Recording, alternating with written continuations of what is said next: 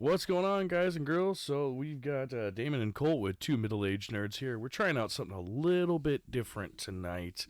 We're kind of getting away from doing the podcast portion of it. We're still going to do a podcast per se, but we're going to be doing this with more of a streaming equipment. We're going to record everything through our PlayStation 5 systems. It's just a lot easier to do it this way. Our biggest problem was, finding the time during the week or even the weekends to get together and, set everything up and bullshit and hang out and all this other shit. We weren't recording until like 2 or 3 in the morning, and here it is. It's just barely 10 after 11 o'clock on Valentine's Day. So, let's get right into it. So, we are going to be uploading this to our Twitch account where you would be able to watch the videos, and then we will also be uploading it to YouTube as well. We do have a YouTube channel that I just put up earlier today, and we're going to get going with that.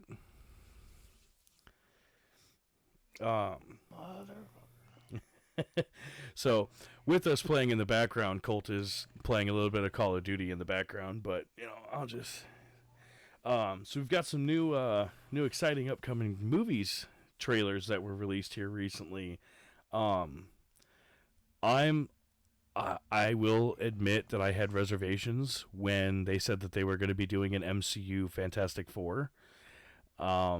Because the MCU is really well established, and to all of a sudden have this fantastic family coming out of nowhere and getting their powers, I was very concerned, but in watching the trailer, I'm actually very, very excited for it. Well, I think out of the three before it, I already feel like it's going to be better. Definitely better than the newest one with, Miles Teller. Yeah. And Michael B. Jordan as... Again, everybody's got to be included. Yeah. I don't get me wrong, I love Michael B. Jordan as an actor. That's Johnny Storm, yeah. He was love him as an actor, but... I don't think he was a good Johnny Storm at all. I think that whole movie just had its problems. I really do. I think the biggest issue is they were trying to establish their own little world, and it just failed horribly. Because that one was put out by Sony, wasn't it? I believe so. Oh. I never seen it. I had no ambition to. I watched it one time, and it completely takes away from the going into space and getting hit by solar rays thing.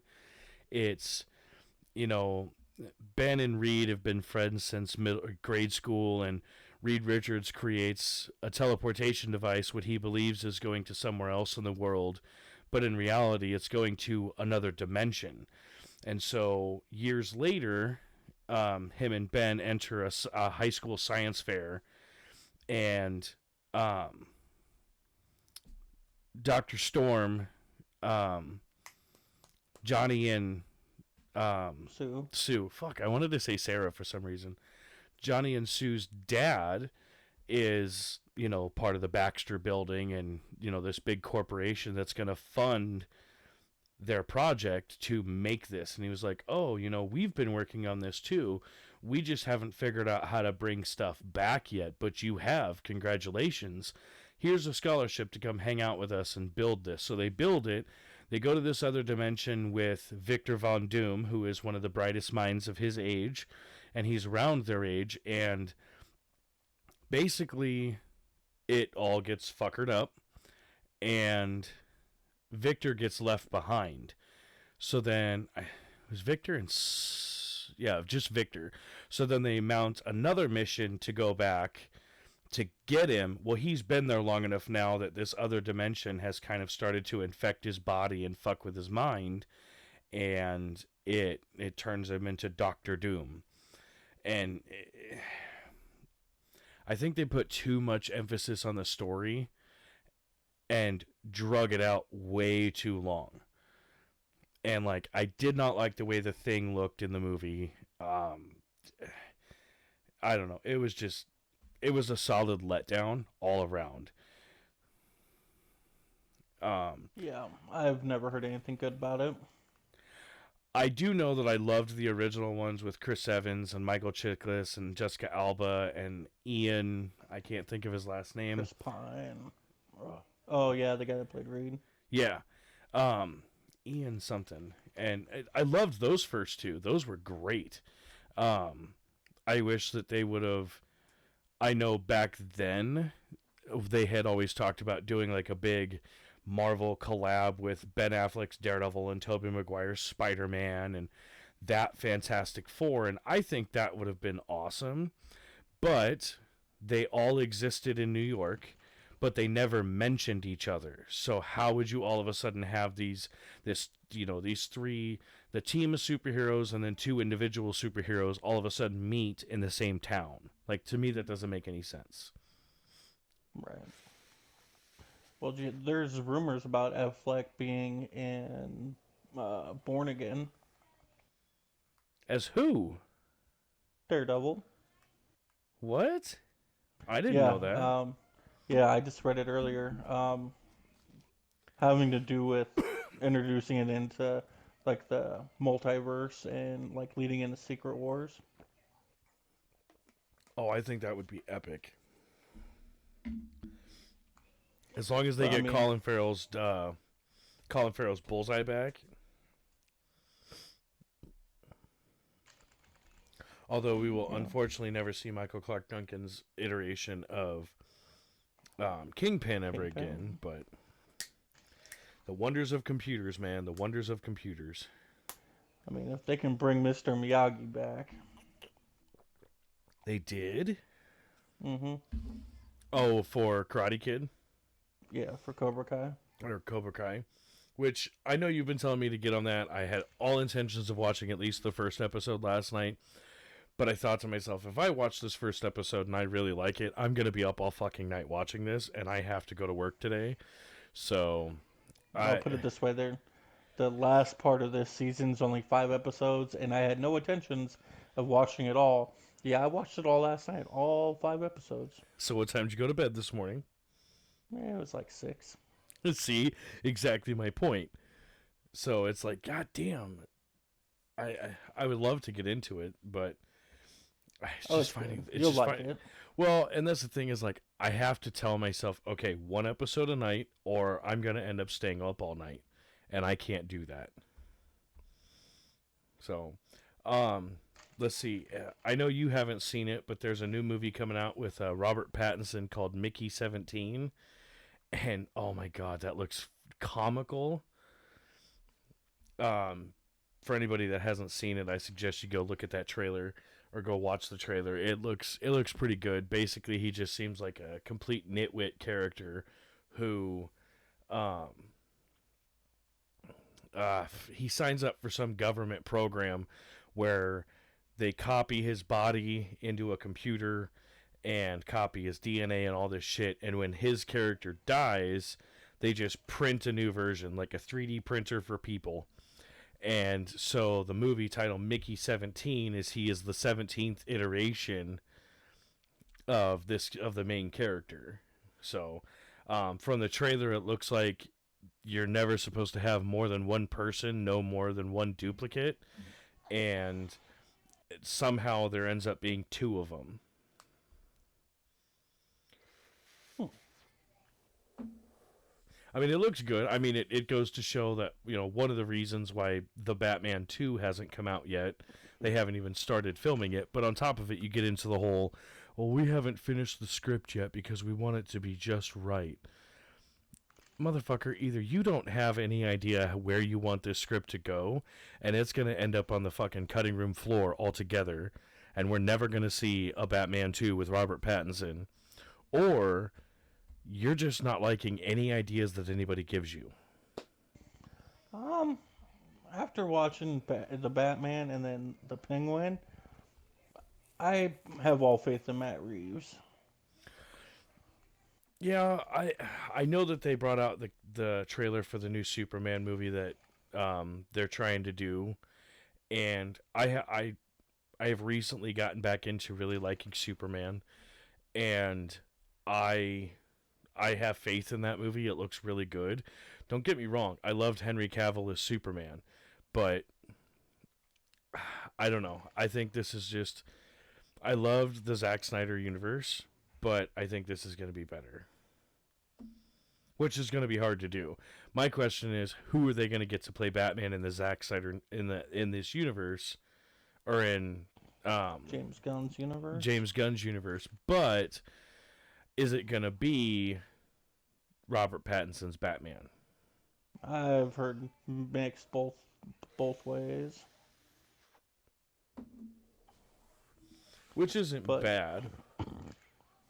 if any indication, if in Creature Commandos, how they say they introduced Gunn's Batman, like with the little 2 second cameo Batman's in it, then it's not Rob Pattinson's Batman.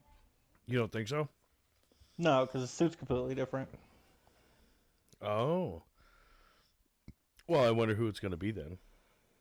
I don't know. I mean, and there was no speaking part or anything. It was just Batman standing, on top of a fucking roof, you know, Oh, nice. just Um, looking grimacing. um, uh, Bill Skarsgård's got a new movie coming out here within the next couple of months, called Locked, and I don't know, man. It looks really good.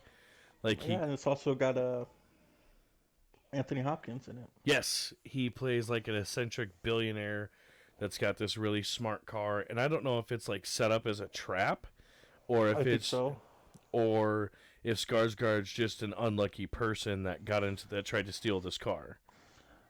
From what I think is this Anthony Hopkins character sets it up as a trap to just for whatever random person, and just a random person, and that person happened to be Skarsgård's character. There you go. Um, yeah, I think it looks really good. I've watched the trailer a couple of times now, and it like he's got cameras in the car so he can watch Skarsgård go basically batshit crazy, and it's completely soundproof. You can't see in any of the windows, so nobody can see this guy trapped in the car. And like he's in there screaming at the window, like "Help me!" And there's some chick standing right outside the window doing her makeup, like in the reflection of the window. So I think that's gonna be absolutely badass. Yeah, and Hopkins controls every aspect of the car, like Yes. cranks the heat, cranks the AC at night, Yep. like Yep. Oh yeah, he completely fucks with him. I think he's trying to break him mentally for stealing the vehicle. yeah. And I feel like at the end you'll, find out it has to do with some like social experiment or something, or it still looks good though. Like I'll watch anything that's got Bill Skarsgård in it. Oh god, yes, I absolutely loved him in The Crow. I absolutely loved him in that. Um, I honestly think that he is going to be amazing. Um, it looks really really good. I the problem I have with trying to hype myself up for movies anymore is you get so hyped up for it. You're like, oh, this looks so good, and then you go watch it, and you're like, wow, what a complete shit show. I can't even think of the name of the movie, but it was the one that Sammy and I went and seen in theaters, and Trap. yes, we were so excited to go see that. It looked so good, and it was absolute garbage. Oh my god, like the whole movie was so predictable. Other Yeah, than my faith in M Night Shyamalan is almost non-existent. well, like he did really really good in the beginning with like Signs and fuck, what else did he do back then? Uh, Sixth Sense, yes, I couldn't think of the The name of it. Village. Those, I mean, he did great with those movies. But here recently, it's like he's just in a creative slump or whatever, and like Oh, and we can't forget Glass or uh, oh shit, those Unbreakable, movies, Unbreakable, Glass. Unbreakable, Split, Glass, Yeah, that that's it. trilogy of Split. movies, those were great. Those were Yes. absolutely great. But then you give us Trapped, and like it completely sets it up to have a sequel. But I think they did that just in case this movie did good, but I don't know if it's going to get one. I mean, maybe on the hopes that if it does get a sequel, and let's say you get a trilogy out of it, right? Maybe in a whole, like a full trilogy, then maybe it would make it worth it. Like the first one worth it. Do you think that could be a possibility? Oh, for sure, for sure. Basically, it ends with finding out that his wife. So in the movie, Josh Hartnett's character is a serial killer, and he's kept it. He's a former firefighter, or he is a firefighter. I'm sorry. So he knows where all of these abandoned houses are that have like fire codes that are not up to snuff, and people have been moved out of these buildings and houses. So he traps these random people or his type or whatever it is, and he takes them there and he kills them. And his wife, who eventually she thinks he's having an affair, so she follows him one night to to one of these places, and she figures out who he is. Like, he's like this big notorious serial killer in their city. And so his wife is actually the one, spoiler alerts for anybody that hasn't watched it yet, his wife is actually the one that like sets him up to be caught. Like, she leaves a receipt. So he buys tickets for him and his daughter to go see some pop star, and his wife takes the receipt and like tears it in half and leaves half of it at the crime scene for the cops to find. And so they know, okay, he's going to be at this concert in this city on this date. So then all of a sudden, every little vendor, every little staff member that's working there has been briefed. Just about every cop, within the city and state is there, and they are going to catch this serial killer. That is their whole plan. And like the whole movie is about him trying to get out of this concert. Except for like the last 20 minutes, he goes home and his wife's like, "Oh yeah, haha, I'm the one that set you up. And I did this all because you're a sick man and you need help." And it's just like, you know, I don't know. It was very predictable because of like all the good shit was shown in the trailers, really. Mm. So That's that's it. And I get tired of them doing that, but I think Feige came out and said that like the one trailer we got from Fantastic Four is all within the first 30 minutes of the movie. which is awesome because that really means that if it's, let's say it's an average 2 hour movie nowadays, if everything that was in that trailer is in the first 30 minutes, that means there's 90 minutes of shit that we have no idea what's going to happen. Right. And I am completely okay with that. And that's how I think a trailer should be. It should be within a certain beginning time frame. Like don't show anything of the middle or anything close to the end of the trailer. Like No, don't show any. I think you should set yourself a percentage. So we only pick and choose what we feel would be necessary for a trailer to get people excited to go see this from the first 30% to 40% of the movie. Anything beyond that is just gravy. And if in that first 30 to 40% of the movie you cannot come up with enough information to get the audience hooked with a trailer, that you feel that you need to show scenes of like the final battle or the final showdown or whatever, then your movie's not going to be worth it, in my opinion. hmm. Because if you have to show, and I get like when they showed the fight scenes from Captain America Civil War and they showed the teams, obviously they wanted to keep certain spoilers out, so they computer generated other people into the lineups. But then we already had a general idea of what those lineups were going to be. Like, okay, we know that this person, and this person are Team Cap, and the other half of the Avengers and a couple others are Team Iron Man. Like, we already knew going into the fight. So I wasn't a big fan of that part of the trailer just because it did have a big spoiler part to it. So, um, speaking of spoilers, dude, the cast for Scream 7 that they have started announcing, holy shit. Um, so Stu Macher is more than likely going to be coming back if he's not just a memory. I mean, Matthew Lillard coming back, being officially casted in that is huge. You and I have been kind of fan theorying about that for a while now, as to if he comes back, because it was in 6, wasn't it, when they had the museum? Yes. Yeah, and then it's the TV that crushed Stu Macher, and she's like, if you believe he's dead. And that Yeah. really was like, ooh, is he coming back? Like, what's going on? I've been hoping and wishing because technically, originally, the original plan for Scream 3, Lillard was supposed to be the killer. So Lillard was supposed to come back and was supposed to be the killer in 3, but something happened and they went a different route. But Lillard being my favorite actor and Scream being one of my all-time favorite movies, like I am stoked and I hope Stu is legitimately back and not the running rumor of what I've heard of just all the previous Ghostface's voices being on the Ghostface's voice recorder. Well, so like what you and I were saying before we started recording is, okay, so they really made a big deal of announcing that Matthew Lillard is going to be in this. So I don't think that he's going to be just a voiceover.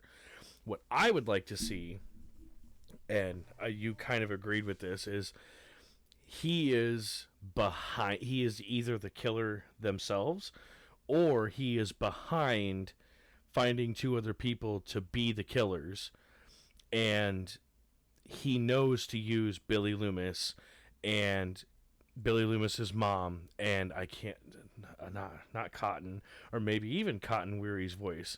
All the other killers from all the other Scream movies on the voiceover, because it would really, and like every time they get a phone call, Sidney gets a phone call, it's somebody that was a previous killer. So I think that would be Like pretty epic. I still like to see like still incorporate. It's been so long and his name hasn't been mentioned since 3. Like to Yep. incorporate like Cotton in some way, like a family member of Cotton or something, because he got Oh, he got royally the screwed. shaft. He got screwed because I Yeah, mean he was painted as the killer. They locked him up and then they proved his innocence. But Sydney, she just never believed that he wasn't the killer. And then he was shot and killed in the second one, or was yeah, it? No, it was the beginning of the third one. yeah. Yeah. Like yeah, because he was going like trying to protect his wife. Yep, because the serial killer had broken into the third one, which was her half brother Roman. I Yeah, honestly really think that if they wanted to end it at some point, they could have ended it at 3 and never made another Scream, and it would have been a perfect circle. I mean, you I, find out that Roman knows that he's got a half sister, via their mother, and he goes back to meet her. She's like, I want nothing to do with you to wreck my perfect little family. And he's like, fuck this, finds out that she's not the perfect mother, and starts planting this seed in Billy Loomis's head. And Stu Macher was just along for the ride for whatever reason, because he's a crazy ass. So I think that would be a great prequel. But the problem is that would just be a story. There would be no killing part to it. and did you hear that they recasted a character? Who? So Patrick Dempsey, who is the detective from 3 Yeah, that that's ends up supposed to be. marrying Yeah, Sid's husband. yeah. Yeah, so originally he agreed to come back on. Well, then now it was a couple weeks ago I seen that for some reason he's not gonna be in Scream 7, and they recasted Patrick Dempsey's character with oh, what's his ass, plays in Community. uh oh, what the fuck's his name? I know he's in Community. uh or yeah, in that new show on Fox with the uh, Joel McHale. yeah, that's it, Joe McHale.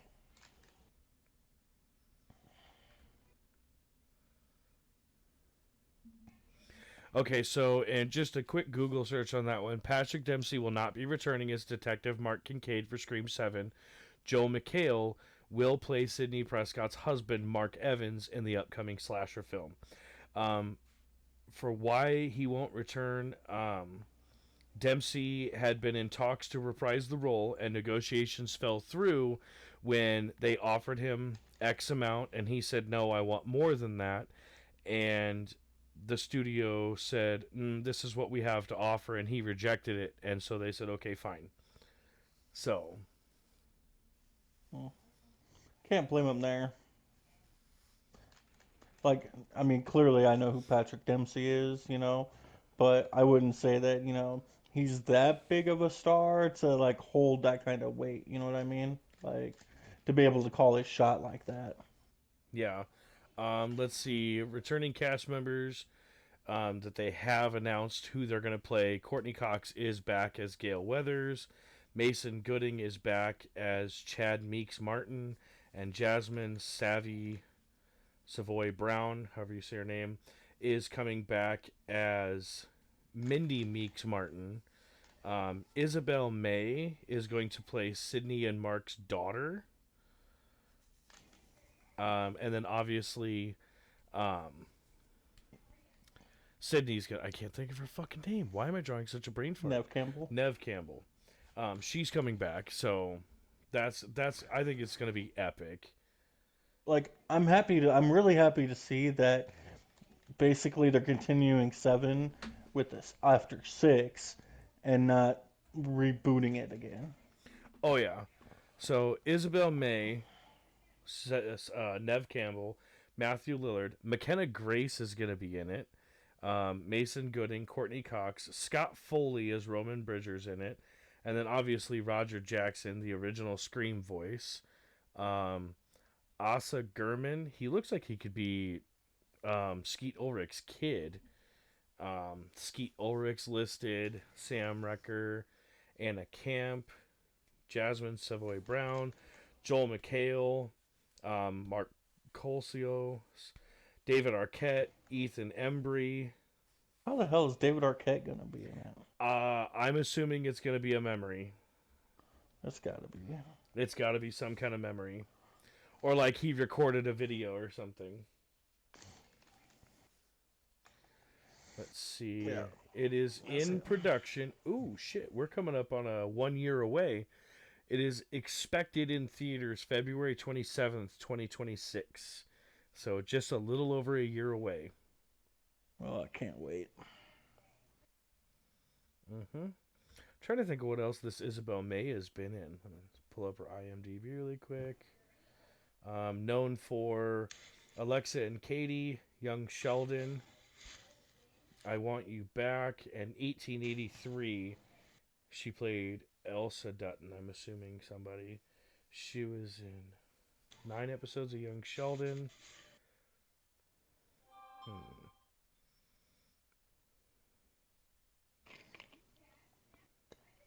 She's been in a few things, but nothing horribly major. I mean, Yellowstone, she was a voiceover character. But I mean, I think it's going to be good.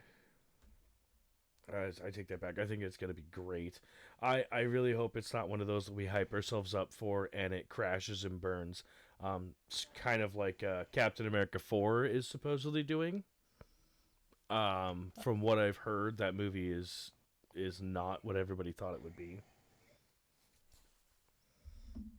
Not anybody that knew anything, that knows anything about comics. But Well, here's the thing: is like you and I said, they went from Steve Rogers straight to Sam Wilson. They completely cut out Bucky taking the shield, and I think that they should have gone that route for at least a movie. And then Bucky at the end was like, "Look, man, I can't handle this pressure." Because of all the shit I've still got going on in my head from the Russians and being the Winter Soldier, here you go.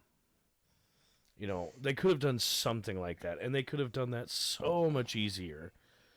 But then we wouldn't have gotten the Falcon and Winter TV series, or the TV season, which was okay. It wasn't. I like Anthony Mackie. I like him as an actor. I liked him as the Falcon. And I'm not saying he's a bad Captain America. No. Just wasn't ready for him to be Captain America. No, not at all.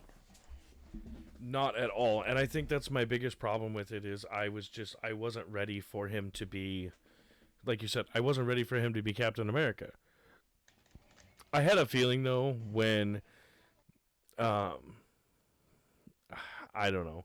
I had a feeling about it about 2 minutes in the movie before 2 minutes before he gets handed the shield. I was like, they're gonna skip Bucky and they're gonna give it straight to Sam Wilson. Why? Yep. Because all of a sudden we need a black Captain America. And there's nothing wrong with that, but why do we have to do it right now? Why couldn't we get Yeah. Bucky first? Because yeah, with Civil War, I seriously thought that's what they were setting it up for, was to give it to Bucky. Oh God, yes. And it seems like in Civil War, that's what they were aiming to do. But then between Civil War and Avengers Endgame, like they pivoted. Oh yeah, for sure. Um, I I know that the let's see the original actor. Well, Sam Elliott was the original Thunderbolt Ross in Eric Bana's Hulk, and I don't think he wanted to come back, so they got William I'm sorry. Hurst. I mean, I'm sorry. I love Sam Elliott. Like, absolutely love Sam Elliott. But I could not But imagine him as a Hulk. no, no, not at all. He would just be walking around being like, "You dumbass." Yeah, like I could barely picture Harrison Ford as a whole, but They managed to more pull it so, off, man. They managed to pull more it so off. than yeah, more so than Sam Elliott. Yeah, well, then they got William Hurst to play Thunderbolt Ross. And unfortunately, he did pass away before he got the opportunity. Um, but what's funny is I was watching an interview with Anthony Mackie and Harrison Ford the other day, and they were talking about when Harrison Ford got the call to accept his role in Captain America 4. And he Anthony Mackie looked at him and was like, "So what'd you say?" And he goes, "I told him I'd only be in this movie if I got your part." And he started laughing, and Harrison's just sitting there deadpan staring at him like, "You think I'm joking? Like, I'm coming for your role. I'm going to be Captain America." And I just had to laugh at that one because Anthony Mackie was like, "Oh, ha, ha, ha, wait a minute, what?" And he was like, "No, I'll be the bad guy. I don't have a problem with that." That's the only thing I don't understand is I don't know enough about the Red Hulk to pass judgment, but as far as I know, once General Ross transformed, he kept his intelligence like the Smart Hulk, but he had all the other attributes of being a Hulk, but he just couldn't change back. Yeah, only thing I know about Red Hulk is that he's red and that it's Thunderbolt Ross. That's Yeah, all I know. I don't know enough about the Red Hulk to really care. My thing is I don't even know how he becomes a Hulk. I don't either. So, Other than trying to combat Hulk, like Banner's Hulk, but well, that's what Google is for. I know that not next week, 2 weeks from when this last Wednesday, that a new Red Hulk series starting, and I've read the first couple pages, like preview pages, and actually the first couple pages seem good, so I'm gonna, I'll start it. The comics version of his origin was an age old tale of trauma and revenge. Ross willingly underwent gamma radiation and cosmic energy treatment by AIM and the intelligentsia. They had essentially stolen Hulk's powers using cosmic rays previous to this. So he underwent an experiment essentially in the comic books and was given powers. I think I say I had a feeling that like I knew it was willingly, Yeah. and I knew it had to do with combating the Hulk. But I think anybody can pretty much assume that. Yeah. I'm wondering how they're going to have him become a Red Hulk in the movie. Hmm. They just mix Diane with the gamma. Let's see. By the end of Actually, Captain America Brave New World, Ross has been calmed down by Sam Wilson in a way that isn't unlike Black Widow's calming of Hulk Avengers Age of Ultron, and as Rampage ends, he is somewhat inevitably imprisoned for his crimes alongside the leader. But interestingly, the suggestion is that the Hulk powers remain. He's sent to a supervillain prison. So that's kind of a spoiler at the end. So I'm So assuming that's coming off of Screen Rant. So that's for Captain America, the Captain new America movie. 4, yeah, the new one. So essentially, they have a big fight. Anthony Mackie gives Thunderbolt Ross a lullaby like Black Widow did, and then they arrest him and put him in a superhero prison because they're still under the impression that he still has his powers. So Hmm.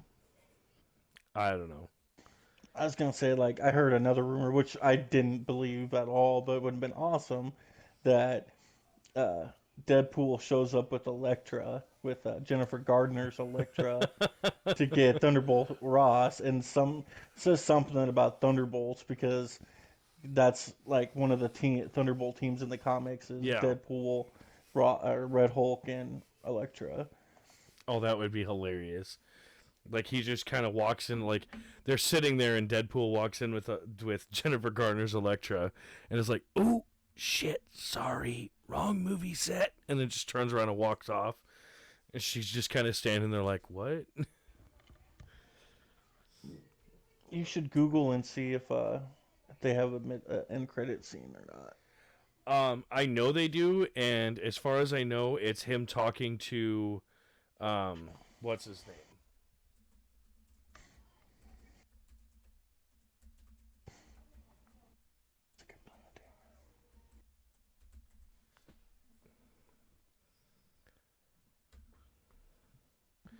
So let's see. So Captain America 4, Captain America Brave New World does have one post-credit scene, and according to BGR, it is more exciting than he expected. I already know what will happen in Captain America Brave New World when I see it over the weekend. After all, I've been following MCU leaks for years, and the Captain America 4 plot leaked long ago.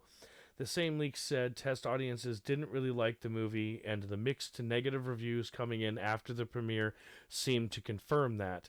Thanks to the same leaks, I also know that what to expect about Sam Wilson's Avengers, which Marvel cheekily teased in the Brave New World trailer and clips. After all, the MCU will need a team of Avengers in place by the time they meet Doctor Doom in Doomsday. So, now that the full Brave New World plot is out in the world, we know that it's not the case. Okay. Let's see. It's a topic of Marvel avoided in previous multiverse saga films and TV shows. The Avengers are revealed after the events of Endgame, but they're not there ready to intervene. We needed years of multiverse saga adventures to learn the world doesn't have any Avengers. It happened off screen, so we thought Captain America 4 would introduce them. Now that we have the full Brave New World plot is out there in the wild, we know that that's not the case. Sam never gets to agree to lead Ross's Avengers as the two ultimately clash physically. President Ross, so he's president at this point, becomes Red Hulk and he fights Captain America. It is a Marvel movie, so the good guys eventually win. After fighting Red Hulk, Sam decides to create his team of Avengers at the end of the film with Joaquin Torres or Danny Ramirez becoming the new Falcon on the team. While this happens at the end of the movie, we don't learn who else will be on the team. Sam decides to assemble his own Avengers. Isn't a credit scene either, as a previous leak had suggested. That made sense at the time, considering we all know get adventures, blah, blah, blah. I found the end credit scene. Is it any good? So what it is Sam goes back to the raft to talk to the leader, That's and his name, the basically, leader. yeah, and basically the leader goes, he literally goes, um, something he basically can see the future, kind of like Doctor Strange or Mm-hmm. whatever, and knows and goes, are you ready for it? It's coming. And Sam's like, what are you talking about? And he's like, all you and all the other heroes are gonna have to defend this world. He's like, do you think that this is the only world out there? He's like, so So he's stating hinting that at they're, Galactus. Yeah, well, I mean, he's hinting at a war, saying that multiverse, so other people are coming from, other worlds. Either that or Secret Wars, because that'll Basically, he's hinting at Secret Wars, yeah. like. Well, that wouldn't be too bad. I mean, it is what it is. Um, I I'm glad that Robert Downey Jr. is back in the MCU, but I really don't know how I feel about them casting him as Doctor Doom. Well, see now with that, I really, I feel like he's gonna be a Victor Von Doom clearly from a different universe. So I wonder if it's gonna be Tony Stark as Doctor Doom Oh, and not yes. Victor Von Doom. That's very possible because I don't think that they want to completely leak who's going to be the big baddie already. I think that would be terrible. And I think like in this case, I still find it hard to believe that you're gonna in the same giant stretched out storyline, you're gonna have one person play two different characters. And not just two different Like, characters, but one hero, one villain, and one big hero, yeah, one big villain. yeah, like, I mean, it works with some like Chris Pine playing Human Torch and then playing Captain America because those are two totally, you know, it's Two not the different same universes. storyline. Yeah. Yeah, so I don't think you can do that with Robert Downey Jr. No. and have people be like, oh, you know, he's not Iron Man, he's not Tony Stark, he's Victor Von Doom now, and like, unless you plan on erasing Tony Stark altogether, like he never was around, but you can't do that. Like, this is all basically the same story. It's just the same universe. So Yeah. I feel like it's gonna be Tony Stark from a different universe becomes that universe's Doctor Doom. Well, wasn't that actually a storyline in the comics there for a little bit with a multiversal story? Something like that, where like, cause you got the Invincible Iron Man, or where it's Tony Stark in a Iron Man suit that looks like Doctor Doom. I don't know what the storyline was or how it was set up, but I'm sure you can Google that because I think a lot of people were saying that's how they feel. Uh, that's the route they were going to go. Hold on. I'm looking it up right now.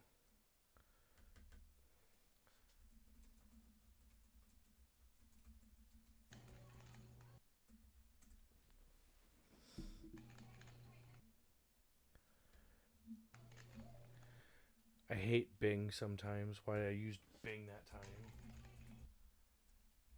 Oh, I thought you said I hate peeing sometimes. No, I hate Bing. I forgot that I'm trying to use a different laptop here, and it's not really working out with me.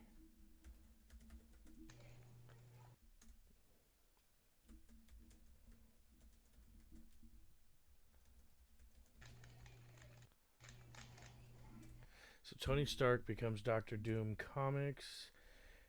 Anthony Stark of Earth 11029. Yeah, so it's a Doctor Doom that's red and yellow. During college, Victor Von Doom tricks Tony Stark into an experiment where his mind is transferred into Tony's body while Tony's mind is transferred into Doctor Doom's body with his memory erased. Blamed for carrying out prohibited research, Tony was kicked out of college and forced to live a life of hardship as a Latvian commoner. After a first period of discouragement, Tony worked hard, reaching the achievement of more than one degree and then following success in the field industry and innovations in the country of Latveria, which discoveries, blah blah blah. So he's Doctor Doom in Tony Stark is in Victor Von Doom's body, and Victor is in Tony's body, and he becomes the Doctor Doom in Latveria. So I can see how that works. It's a completely different Earth. It's part of the multiverse, so that might be what they're trying to do here. But I just don't see it taking off. I mean, if you think about it, because we're not with the Fantastic Four being placed in the 60s. Yeah. Clearly, like, we don't know if, like, I mean, we don't know if the Fantastic Four is actually the 616 Fantastic Four, this Fantastic Four, if they were originally in the 60s or if somehow they got to the 60s, so they were present day and ended up back in the 60s, or if they go from the 60s into the present day. So let's say they are established in the 60s and they come to the present. So maybe in the 60s, their Doctor Doom is Tony Stark, but that would still be a different universe. Well, so It would have to be. I read a fan theory because there's some nerds out there that like watch trailers frame for frame for frame and pick it apart like it's got a gold mine in the middle. But if you watch the scene where Sue and Reed and somebody else are walking over to the dinner table, and he's like, "We have family dinner every night every night or every Sunday at 7 sharp."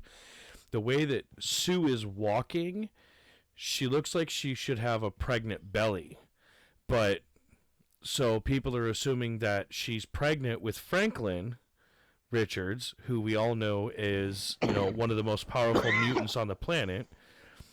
But she's pregnant with Franklin Richards, and they CGI'd away her belly for the trailer because we know that they've done that kind of stuff in the past. So I'm just assuming that that's more than likely what that is. I'm going to take it with a grain of salt. Would I like to see them introduce Franklin Richards' character? Absolutely.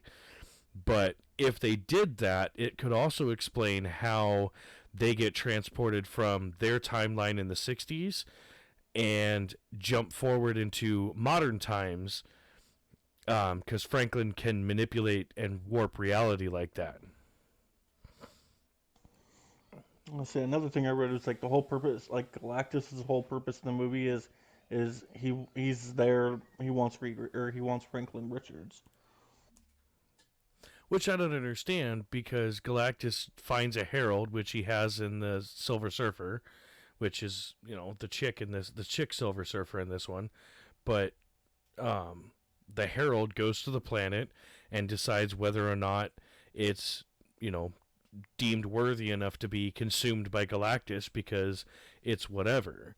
And in reading the What If Galactus Transformed mini series that went on with the different characters, it really seems like a lot of the heroes that he picked to transform are very incorruptible and eventually turn tail on him and like try and walk away.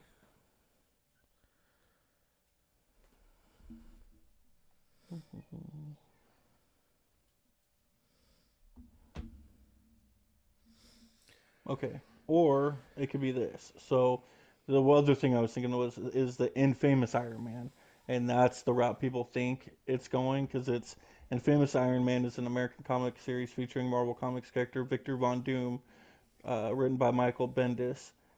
The series began publication in October 2016, and Famous Iron Man follows Von Doom as he takes on the persona of Iron Man after Civil War II. Oh, nice.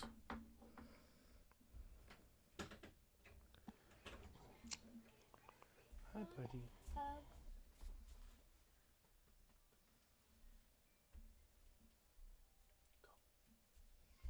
Um, yeah, I think that would be a good plot point. Sorry, my youngest son decided he wanted to come in and say hi for a minute. I'm assuming, yeah, because it says after the events of Civil War II storyline, Victor Von Doom rescues Shield director Maria Hill from Diablo and visits Tony Stark's lab, where he where he reveals to Tony Stark AI that he'll assume the mantle of Iron Man. He then appears in Lopez Bovla, where he attempts to offer the Mad Thinker a chance at redemption. When the Mad Thinker refuses, Victor Defeats him and destroys his lab. He then goes to visit a friend. Hmm.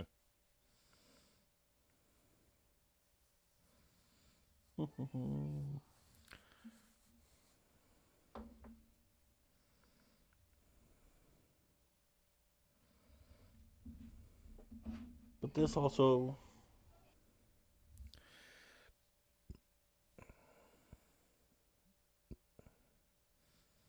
What? Victor encounters Ironheart in his destroyed castle and has a vision of the future where he meets an elderly Tony Stark, who has become the Sorcerer Supreme. The Thing then tells the Human Torch about his encounter with Victor until he gets the call that Ironheart is captured and brought him to the Shield. Hmm. So in this storyline, yeah, it's Victor Von Doom takes over as Iron Man, becomes Iron Man, and that's where you get the Doctor Doom looking Iron Man suit. And but it also says he does it because he wants to be good. I can see that. I mean, you know, But yeah, but that wouldn't fit the premise of Robert Downey Jr.'s like no. maybe I don't know. I guess it's time will tell. But We it's won't all know until, until the movie comes out. So I mean, we just have to sit back and twiddle our thumbs until it does come out. yeah. I know I'm extremely excited to see it. I mean, maybe we'll have a little bit more answers here in a few months when Fantastic Four comes out. Maybe they'll. There's rumors that Robert Downey Jr.'s Victor Von Doom has plays some little small part or is introduced, whether it be an end credit scene or something. Who knows? Like I said, time will tell. Yeah. But it's fun to speculate. Oh God, yes. Just trying to think when does that one come out? It's this year, isn't it? Yeah, it's June or July. I'm trying to look it up right now. Because I think what comic book movies do we got coming out this year? I think that's the only one.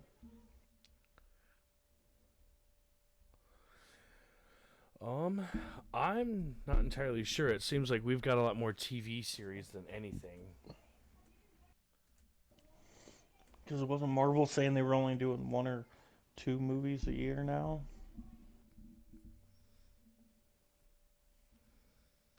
Let's see. Expected July 25th, 2025. So we've got about 5.5 months before it comes out. We'll see And how it does. I think it's going and to be I'm epic. and now hearing that it's July 25th, I'm in no hurry for it. Why? Because it's after my birthday. I know you're going to be, what, 42 this year? Yeah. One more step closer to 40. Shh, hush. Hey, I'm not that far behind you. I'm going to be 38 next month. Or in 2 months. I will forever be 39, so this is my last birthday. And no more birthdays after this. We just won't ever mention July 1st again. No, it'll go from June 30th to July 2nd. So we're just gonna have to, right? We'll just have to get you happy 39th birthday plus however many. Just happy birthday, happy 39th birthday from here on out. There you go. So, all right. Well, I think that pretty much wraps up this episode here. We talked about a bunch of new movies that are coming out that we're excited to see, and we kind of theorized a lot on a few different things, and I think this is going to be a good year for movies. Well, the next 2 years. I feel like after movies are finally back in swing after COVID. Yeah, there for a while with COVID hitting and all that shit, like it really hurt the entertainment industry, whether it be movies, comics, TV shows, live bands. All entertainment got hit hard by that because you weren't allowed to congregate, you weren't allowed to do anything.